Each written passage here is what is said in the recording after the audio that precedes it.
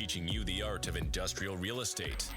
This is On Air with Team Jensen. Oh, it's not. All right, quiet down, please. Quiet down. Everyone, welcome to episode 3 of On Air with Team Jensen, the art of industrial real estate. Today, we have Bart on board with us from Price Brothers. Bart, welcome aboard, and thanks for coming on with us. Yeah, thanks. I've been called worse, by the way. So it's all good. But Bart is also in the development world, just like us here at Team Jensen, and he's got a lot of cool projects he's done that a lot of you Kansas City folks will be very familiar with.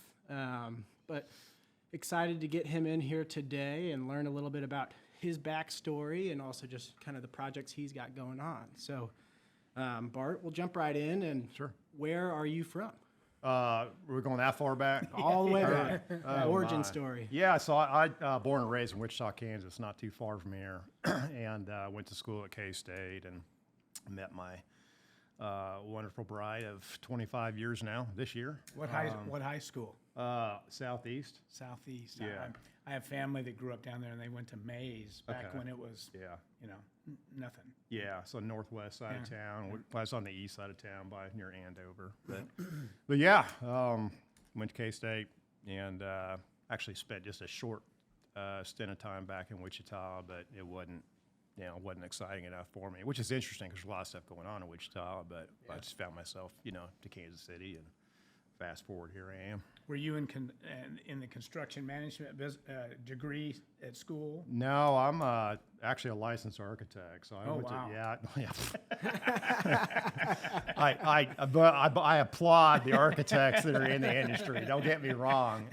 My dad's an architect as well. And I got a picture of myself somewhere. I was 6 years old sitting at his drafting table, and that was when, I decided I was going to be an architect. Right. And I wish he would have talked me out of it, to be honest.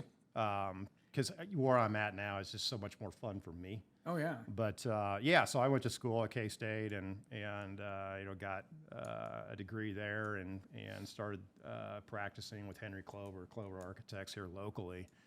And we did all the Red developments, stuff early on when Red was, the 4 founding partners. And as Red grew, they were growing all their departments, and I found myself following one of the partners that was at Clover, Jeff. He went over to Red. I followed him over there about a year after, and was leading design there, hiring the consultants I was already working with, and actually hiring Henry as well as one of our consultants, and learning a little bit about the development world. What that was all about. It was intriguing, and I ended up just finding my way getting into that side of it over the years. Learned a lot at Red, worked with a lot of great people there. I always found it kind of, I still do. It's a difficult degree to get, lots of training, architecture, and I always kind of smirk and laugh at these architects who work their asses off to have all this pedigree, and then working on projects and having to sit around and listen to input from people like me who just like, well, no, I don't like it. I don't know why. I just don't like it. Right. They're like, Right. Right. And I appreciate it for sure with my background, but it's in what we do, in the development world. You guys get this, right? It's a piece of the bigger puzzle. Right. And it's a fun piece. But as banking is, as leasing is, as all of the different aspects. And I've just found over the years, I enjoy it all. Yeah. Right. I enjoy everything about it. And that's when, I harken back and say, man, I wish my dad would have talked me out of it. That's why. Because I could have got a little bit more jump start into the business side of things and not had a slower start there. Not that listen, your life is all about stepping stones along the way, and everything you do is getting you to where you're at today. It's got a purpose. It sure does, no doubt. But anyways, what I do know is I could never go back and just do architecture. I don't think it would be fulfilling enough for too siloed. Yeah. How'd you kind of take that step, or when did you kind of think, I need to make a change? Or honestly, this was a few years into Red. Red was growing like crazy and co-headquartered in Kansas City and in Phoenix. And as the design department was growing, it was all led out of Kansas City, but needed support in Phoenix. And so I was the guy on the plane all the time headed to Phoenix. And my kids were young. And I remember this day, I walked in my daughter's room, at, 9 o'clock at night. I just got home from a trip. And I walked in there, and she was half asleep, but she looked up and she said, "Bye, Dad." She thought I was getting back on a plane. Right. And I said, "You know what? This is enough. I mean, I'm missing everything about my kids." So I remember talking to Dan about it, and I said, "Dan, I'm going to have to find something else to do. I appreciate everything you guys have done here. I'm going to find something else to do." And he said, "Hey, don't leave the company." He said, "Just come to development. Right, come on the development side. You can stay in Kansas City and just work on the development side of things and not design." And I at the time, I'm like, I don't know anything about development, Dan. And you know, he took a chance on me. Right, he's like, "Look, I think he knew who I was and knew that I was a, you know, get it done kind of guy, and took a chance." And so, you know, fast forward, learned a ton from him and others, you know, at the organization about development. And I don't know, just was a sponge at the time and loved it, but just kind of happenstance, I guess. And when he says Dan, Dan Lowe, he's referring to Dan Lowe. Yeah. And Dan Lowe is, you know, we're mutual friends through a good friend. David Smith, my good buddy Smitty, was a fraternity brother of his, and I knew Dan back in college. Yeah. We could probably both tell some stories on each other we probably wouldn't want told. Well, that's cool background, though. And so you got a daughter, any other kids? Yeah, 3 kids. Girl, boy, girl. My son is headed to K-State with my oldest daughter, and I got one headed to high school. So There you go. 4 more years, and I get to reintroduce myself to my wife. I can't wait. Love my kids, though. Where I love is my she? kids. Where is she in high school? Or- My youngest will be at Olathe Northwest. Okay. Yeah. All right. Well, yeah, no, empty. We of course have 4 children and are empty nesters. And I remember somebody telling me, you know, the empty nest deal is tough to get used to. It's going to take you 10, maybe 15 minutes. And then, Yeah. So you look forward to it. Enjoy where you are, but look Right. forward to it. Oh That's no, all. I love my kids. If they were here, they would be laughing because we're so vested in our in our family and whatnot. But you know, We get that. We Yeah. get Team Jensen. Oh, yeah. Oh, yeah. Well, so what was your first development project then that you kind of spearheaded?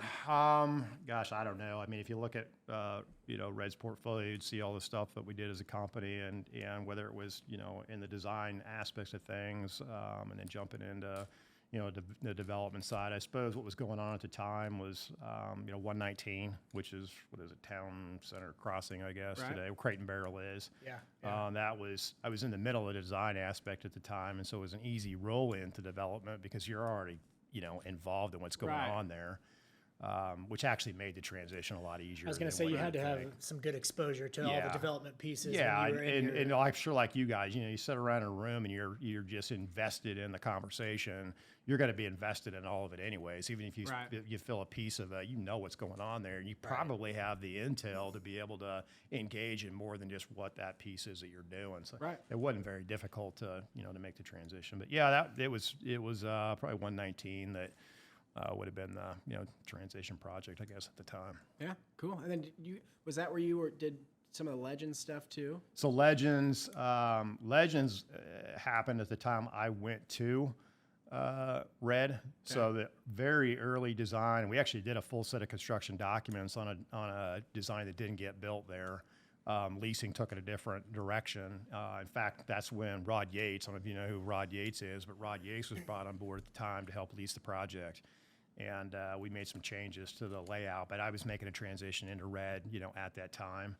that have been early 2000s? Or when was that? Yeah, Yeah. exactly. Okay. Exactly. So, and Rod's another guy that you can learn a lot from him. Learned a ton from him about the business side of what we do and what a dollar means and cap rates and value of deals and what you're really trying to do this for at the end of the day. Kind of the bottom line. Right. He's just a deal guy, and he works 24/7 and.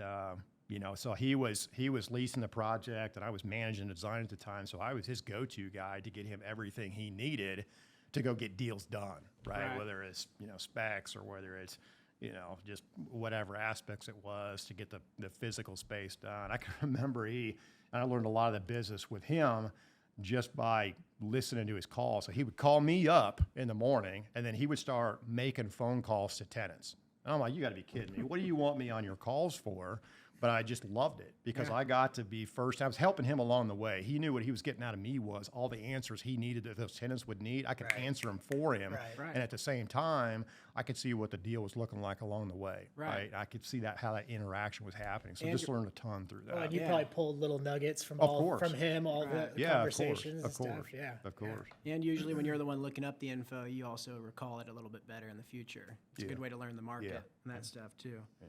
Well, that's cool. And then right now, what do you guys got going on at Price Brothers that's keeping you busy? Yeah, everything. And I don't mean that loosely. I mean, the company's a 100-year-old company, on its third generation, and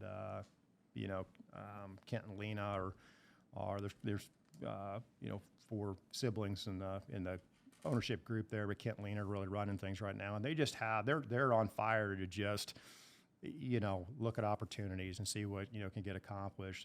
We're a lot bigger than what you think at the end of the day. I mean, you probably see some signs on a few, residential assets, and that is our bread and butter, but it's 85% of the portfolio. We're into, office and obviously retail with Blue Hawk, and we're into a little bit of industrial as well. I think you guys are familiar with, some of our stuff that we have, really in the market right now. So we're in several disciplines. Again, bread and butter is, residential. But I mean, we currently right now, we've got all things going Blue Hawk that happy to dive into there. But we bought a building at 10th and Main, Sky on Main. It was, an asset that was already starting to be redeveloped and bought it from an owner that probably got to the point where he was a New York guy. And I think he just got wore out with, what needed to be done to take it to the next level. Getting tenants out of the way as you're coming down the tower. So we're in the throes of all that right now. And again, the industrial deal had some acquisitions that we did last year as well, and looking at other opportunities, out there as well. Nice. What about the COVID? What about as far as the effect of it on the retail world? So as everybody did, right? COVID hit you and you kind of get that, oh my goodness, what are we going to do, right? And everybody is in kind of a, they're nervous. You're nervous about revenues coming in, and you're already kind of thinking, but what am I going to have to start cutting expenses, and what's that's going to look like? And so we immediately, we're just really watching the trends along the way in all of the, the disciplines. And, residential is, everybody still has to live somewhere. And so it's really a matter of, where the revenue is still going to come in. And surprisingly, they did. And it's probably a testament to the product that, we have. But those revenues, they suffered a little bit, but they didn't suffer quite as much as we thought immediately out the chute. Not the same for office and retail. Retail was the toughest, right? I mean, retail is all about selling a product, selling a good, selling a service, selling food, whatever it is. And if that revenue's not coming in the door, you guys get it. It's tough to make the bottom line work. So we had some workouts to do with the retail side of things, and office was a challenge too. Obviously, not quite as much because I wouldn't say it's more stable, but a lot of the office market, even though they're at home, they're still working. Right. Yeah, but also a lot of the office, the type of product you guys have too is a little different than just run-of-the-mill office too. So, and we pride ourselves on relationships too. So when you have challenges, you look at them as an opportunity.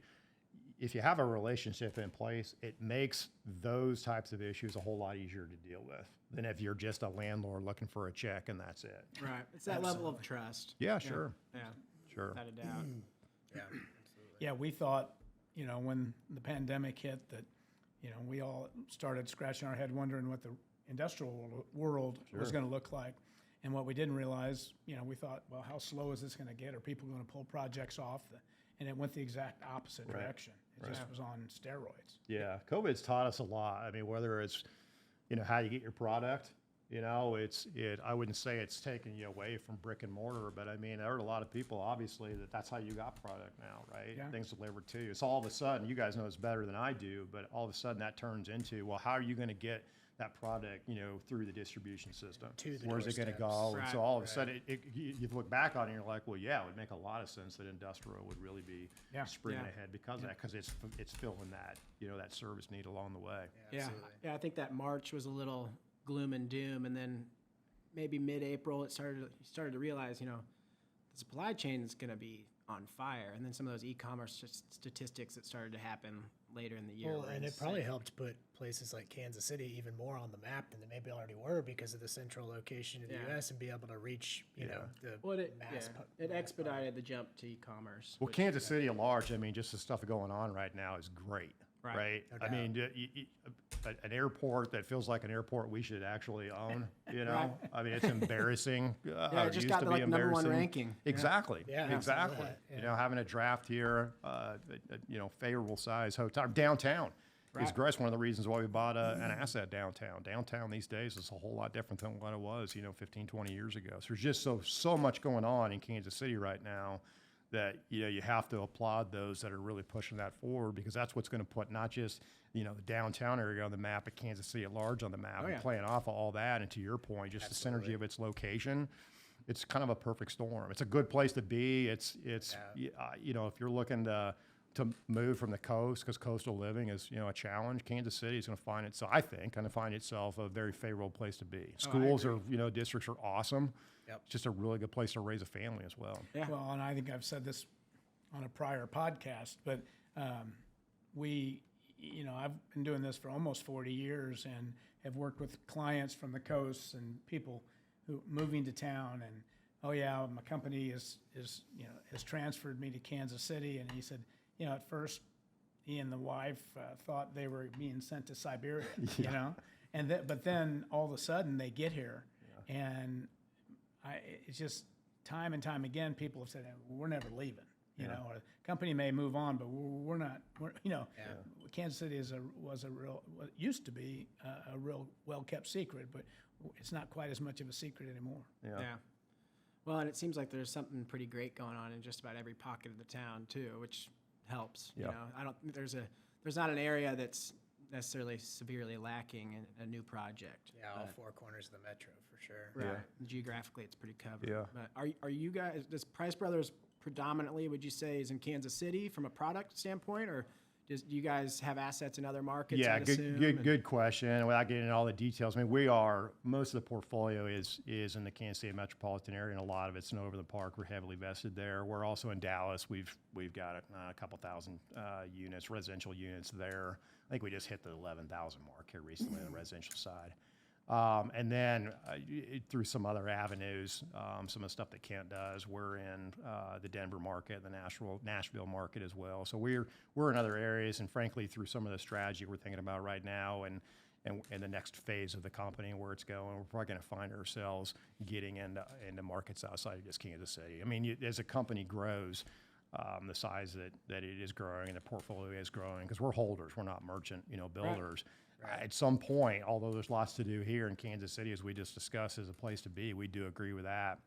You still want to look at other markets, you know, through the country and see if there's others that we should, as we are in today, others that we should continue to strengthen. Right. Especially when you have molds of success that you can take and you know, try and accomplish in other markets too. Yeah. Without giving away too much, is there a market you have your eyes on or you want to crack into? Yeah, I mean, the ones that it is, you know, mentioned that we're actually in today, we'll just strengthen that, right? So we got a couple thousand units in Dallas, we'll continue to grow that.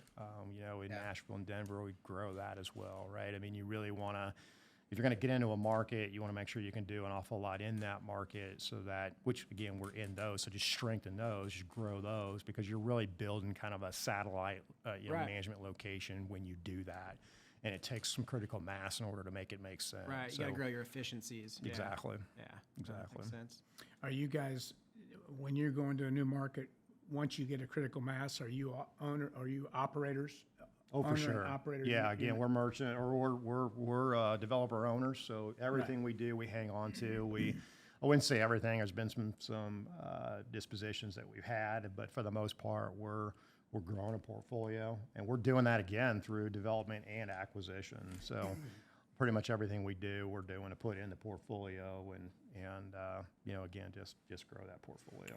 What made you decide to, you know, aside from it's one of the favored fruits right now, but what made you decide to put your toe in the industrial market?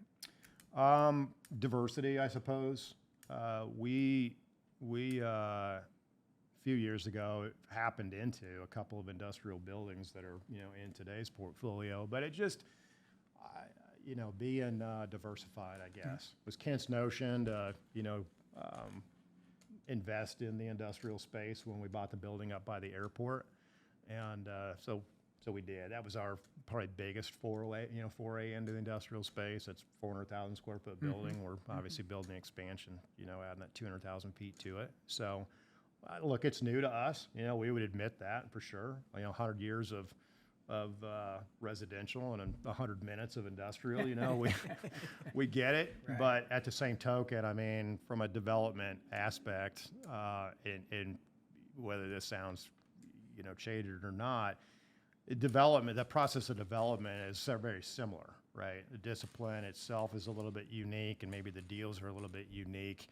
My background is in retail, obviously, and being in all of them, I'd have to say retail is probably the most challenging of them all, especially when you're getting into a multi-tenant aspect, right? And it's not to say that office isn't challenging and industrial isn't challenging or residential isn't, but the amount of effort that you go through on the retail side is overly challenging. And if you couple that with PPP, public-private partnerships, the level of intricacies that can get into those developments and managing all those challenges is probably at the top end in the development world. So I definitely, as Kent wanted to get into the space, for me, I wasn't nervous about it. I mean, obviously you want to learn about it. You want to get aligned with, the right folks when you're getting in that space, but not at all, nervous about getting in the space. And don't get me wrong, there are others in this metropolitan area that know it very well.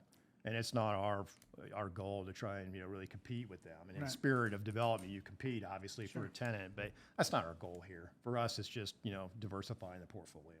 Okay, interesting. Yeah, that makes sense. I hope so.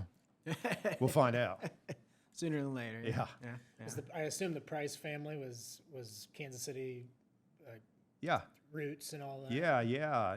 Isaac Price started the company again 100 years ago. He's past the 100-year mark, and a really interesting story. He came over here on his own at 14, 15, I forget exactly, but on his own. I mean, think about that. 15 years old, getting on a boat, crossing the drink coming to the States. Wild. I don't know that I could get my 15-year-old daughter to cross the city on her own. Right. I love her to death, but just think about that. Yeah, no doubt. Life was different 100 years ago than it is today. But yeah, 100 years ago, he came over here and as a tailor, and he needed to build a house as he was getting older in his life. Built a house, and somebody drove by and loved the house and wanted to buy it from him, and. He just thought, good grief, if I can build houses and sell it to people, that maybe that's a little bit better than seam and pants. So a little bit of markup. Yeah, exactly. Right. So get after it. So that's what he did. And that's when Price was founded. And you have any idea where that house was he built? I don't personally, but we do, because through our 100-year mark, we have photos of it.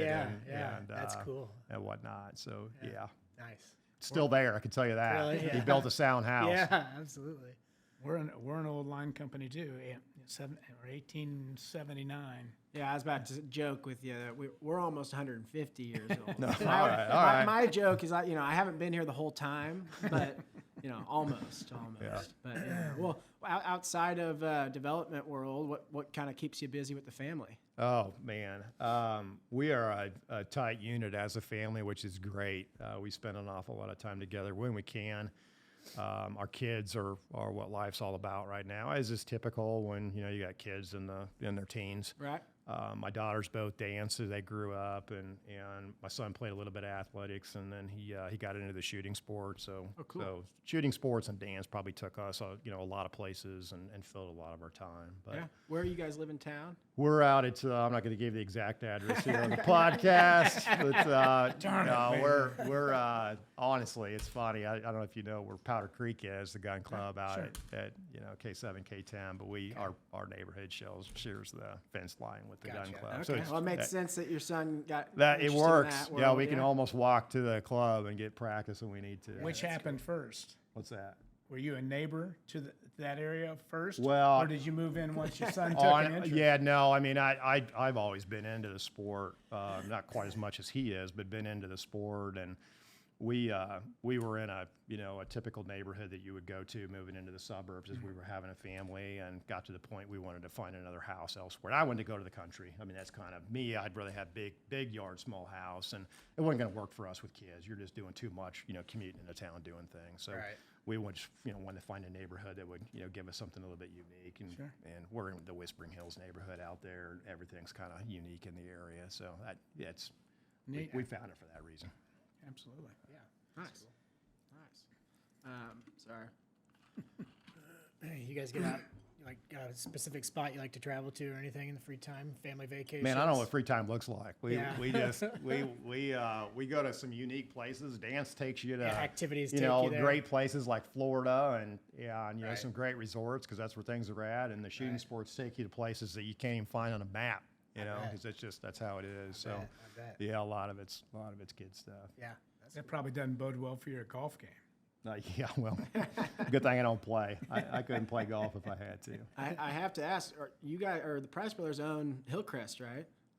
Doug does. Okay, so okay. Yeah. I've been out there a couple times. It's a cool course. Yeah. I was curious if you maybe had some perks of. No.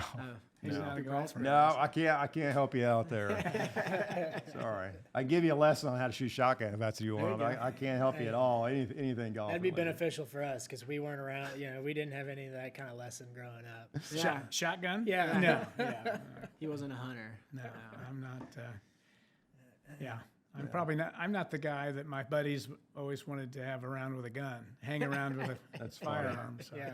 Well, and that's the misnomer too. Not to take this podcast that direction, of course, but I mean, most of the people that shoot aren't hunters, right? Most they just don't do that. Yeah. In fact, some of the great shooters that are shooting right now, they're 12-year-old kids. Targets. It's a sport. Right. It's a sport like anything else, and you get out what you put in. And Do the schools have like clubs? so the private schools have teams. The public schools, as you can imagine, it depends on what school system you're in. The ones here are not. They're just opposed to it. So while our kids, I mentioned, go to the Olathe Northwest schools, my son was shooting on the St. James High School team out there. So he actually, I don't know how many kids can letter in two schools, but he actually ended up lettering in two high schools in his career. That's awesome. That's kind of unique. Yeah. Anyway. I've shot some clays before. It's a fun time. Yeah. I had a pretty decent shot too, I will say. Those things. I've got good eyesight. It They helps. do spray, So Sam's looking at us like we need to bring us back to something. I could talk sporting clays all day long. Sounds like it. Yeah, we better be careful. Well, do you think your son would ever consider getting into the industry? You get a Team Lowen going?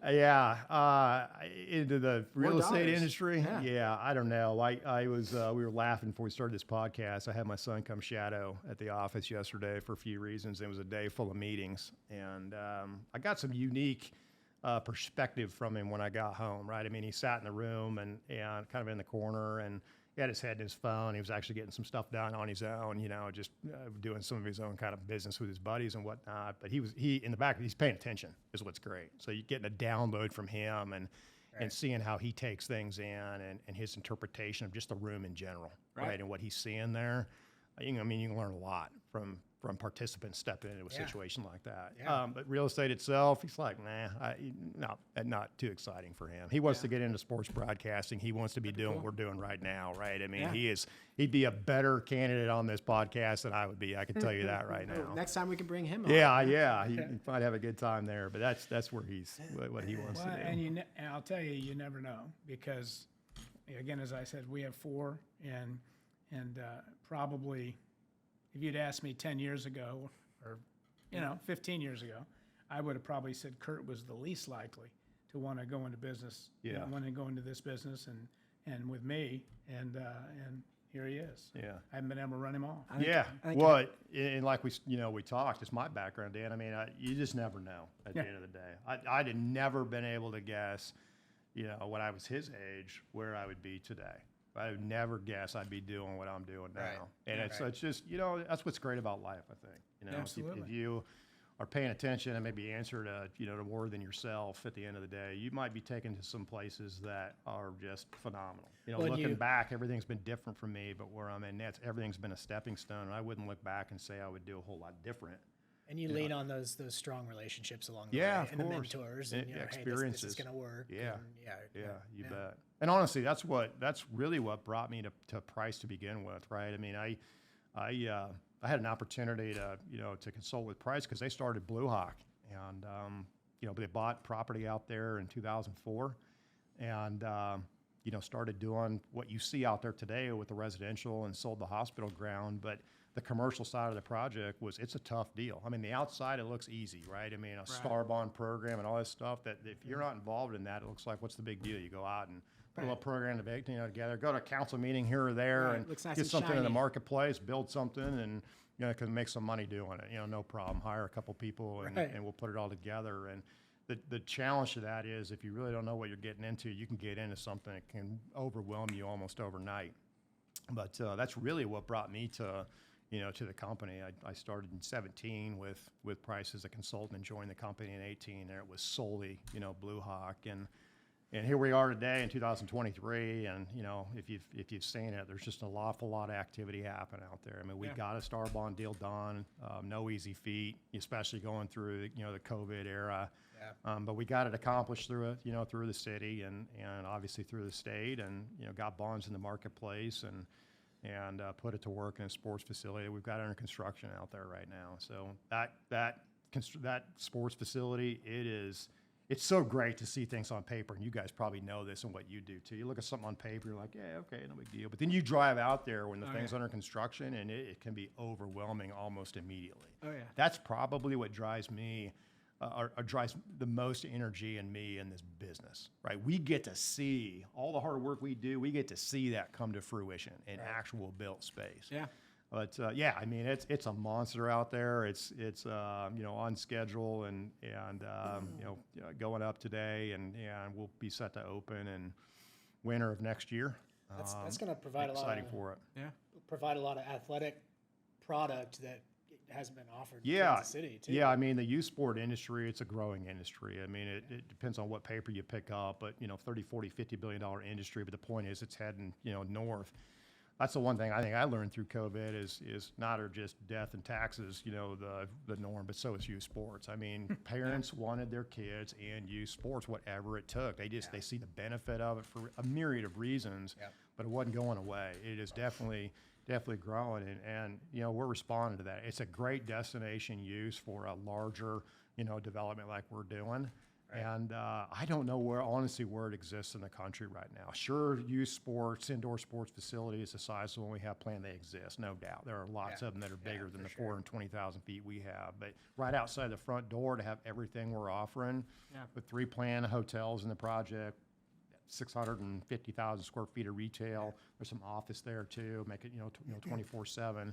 Appetizers, a little bit of residential, and obviously residential in the overall project. But the point is it's a comprehensive program. We really kind of build an ecosystem around that opportunity that really just can bring you something that just a sports facility and a location and having to get in your car and go find somewhere to eat or find somewhere to stay overnight. It's an experience that's not very enjoyable. Right. Yeah. I mean, do you guys travel? I'm sure. Oh yeah. We did all the, growing up, they played and I coached travel baseball teams. Yeah, and sure. stuff. So you get it. yeah, we bounced all over the Midwest, going to tournament after tournament. And what are they like, right? The games are great, but the downtime, what are you doing in the You're sitting downtime? in some You're hotel out in the middle of nowhere. Usually. You got to plan things all the time. I will say, as a kid, it's still kind of fun. You get to run around in the hotel pool with your buddies. It's like, when you're 12 years old, it's still pretty great. But I mean, it's going to attract a lot of those regional families, circuit tournaments, travel ball teams, you bet. all that stuff. So and why, right? You guys will appreciate this at some point, but why? Because it's easy,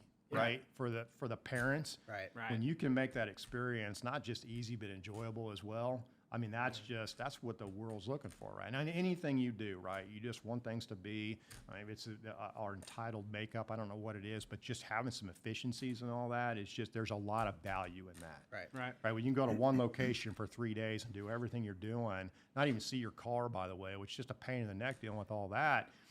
And enjoy that experience, right? Where does that really exist? Well, especially when you're dragging kids around too. They have their own opinions. Sure. Sure. Yeah. Well, and the other thing about our worlds that I find humorous and kind of real interesting is, Well, of course, it's coming out of the ground right now. How difficult could that project have been? Well, Right. People don't realize the years and years of forethought and design Yeah.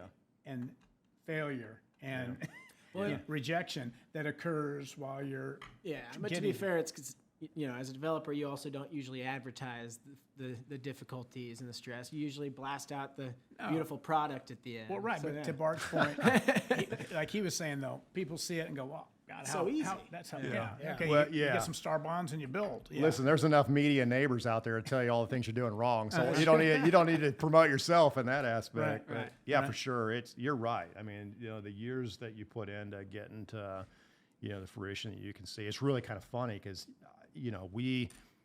we got Sam and his team helping market the project. They're doing a bang up job for us. I mean, whoever's listening to this podcast, get a hold of those guys. And if you have a marketing need, we'll plug to you, Sam, and your group. But I mean, honestly, all the effort that they do and are doing a great job, none of that resonates like seeing built space. Yeah. And the testament to that is this. I mean, we have done everything we can to pound a drum saying, hey, make this project relevant. Sam's heard this for I don't know, years now, however long we've been working together. We need to be relevant, right? You got to be relevant to the tenant. You got to be relevant to the consumer. Yep. Right. They have to know your project's relevant. You do everything you can trying to tell a story there and build credibility and all of that. But nothing can do it like a built space. Right. And what's so funny is we did this for years trying to tell a story of Blue Hawk, and people understand, especially in the industry. But then here comes the project starting to come out of the ground. And now all of a sudden it's like, what are you building out there? Yeah, What's going on out there? Stuff we've been What talking is about that? for years. Exactly.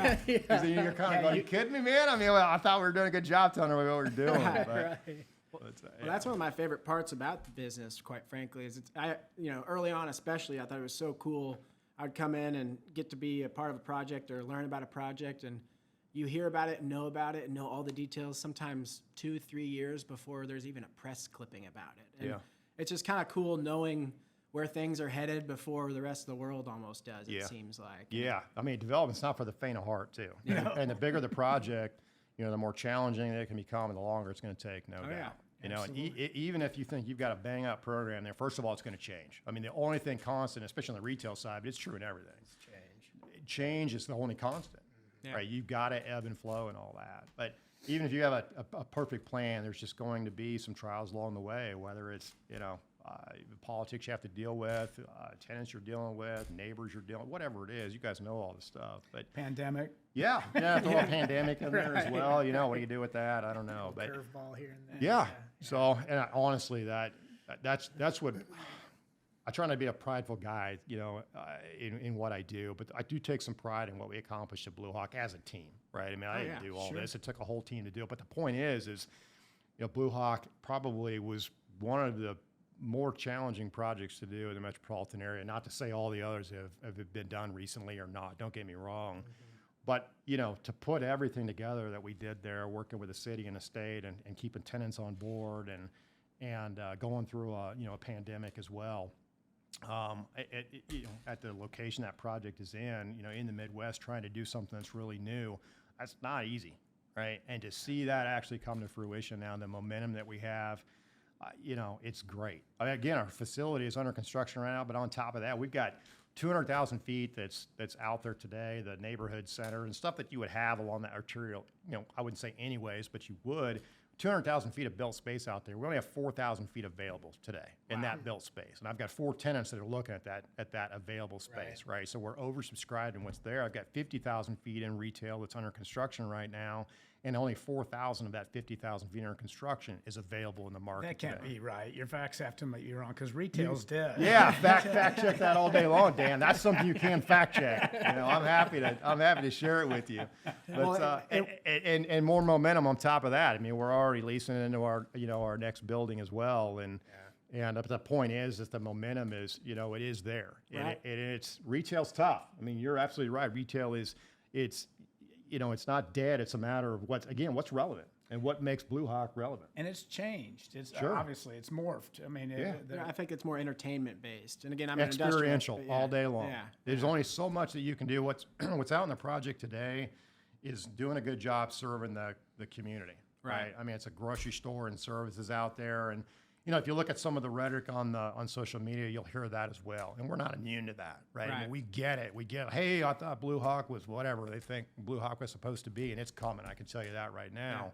Because it needs to be, right? So experiential retail is where we're absolutely heading there. I mean, There's only so much service and goods you can do in a ground-up project the size we're talking about. Yeah. You've got to respond to what everybody's looking for right now. I want unique experiences. I mean, my kids' generation are all about finding true worthiness and where they're going. Yeah. That's more valuable to them than a logo on a shirt. Yeah. Right. Are there any big tenants that you can talk about that you guys have landed out there? Or? So Sam, I know you're not on this podcast. Remind me, who are we announcing right now? Sam Knoll, Treasure Advertising.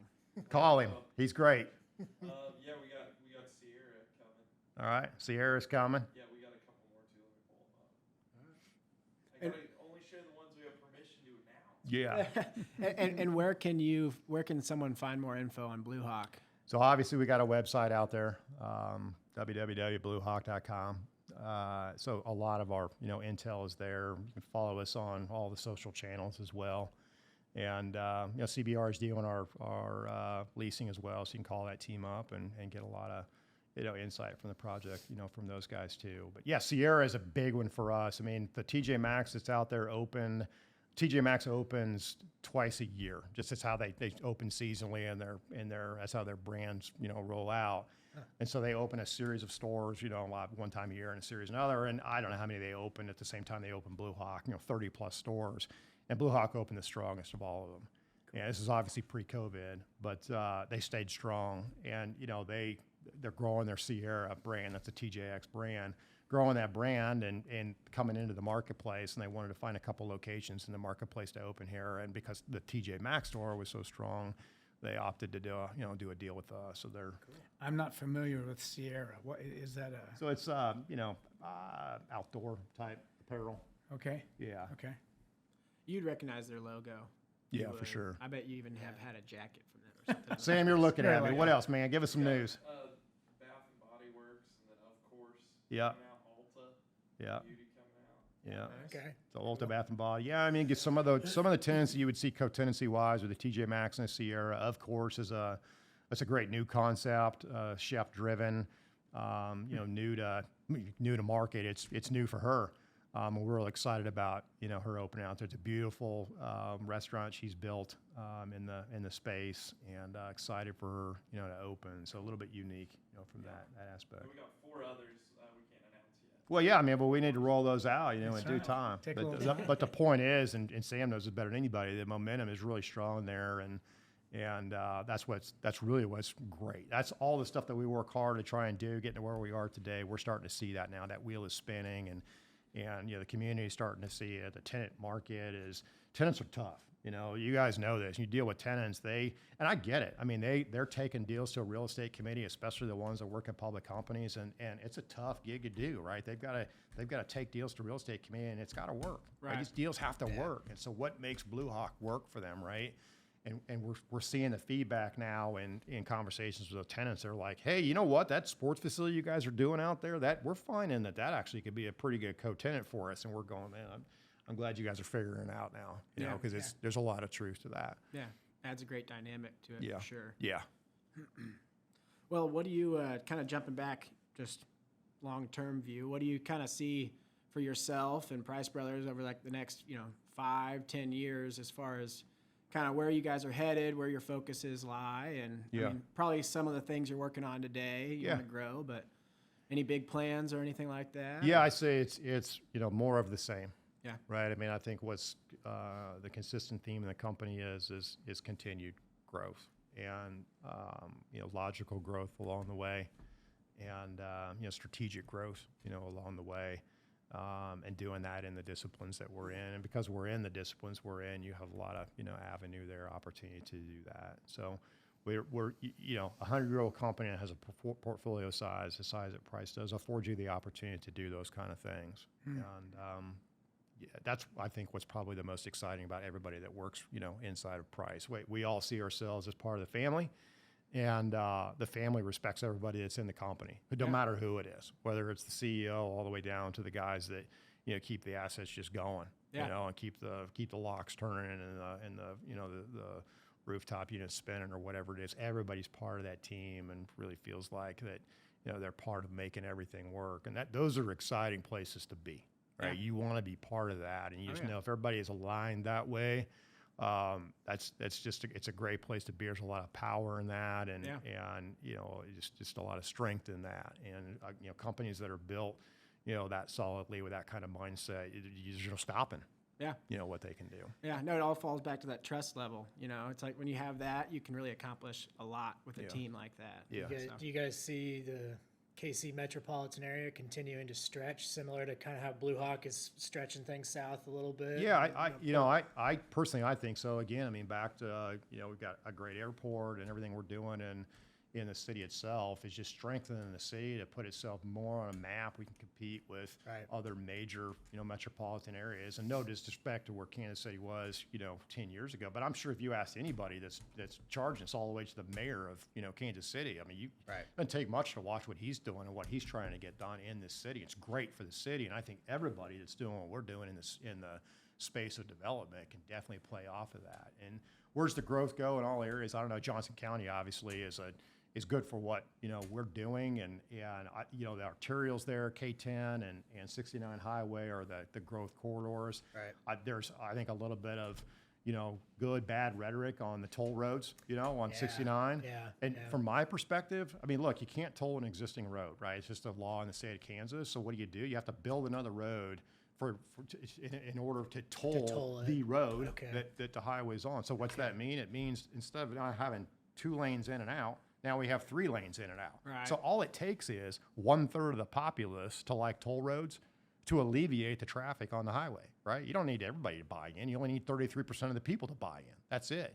But the point is, if you can do that, what happens, right? It's easier to commute the highway because the stress of all the highway there is starting to alleviate. What's that mean? It means that makes that highway a stronger growth corridor. So it's K10 and K7 on the growth path, but I really think that K10 and 69 is a growth path, right? But because of what they're doing to alleviate traffic on 69, I think that's really going to help. Now, no doubt what's happening, at Panasonic, huge move for the state of Kansas, right? Huge. And if you haven't been out there, you guys probably have been in this space. I drove out there.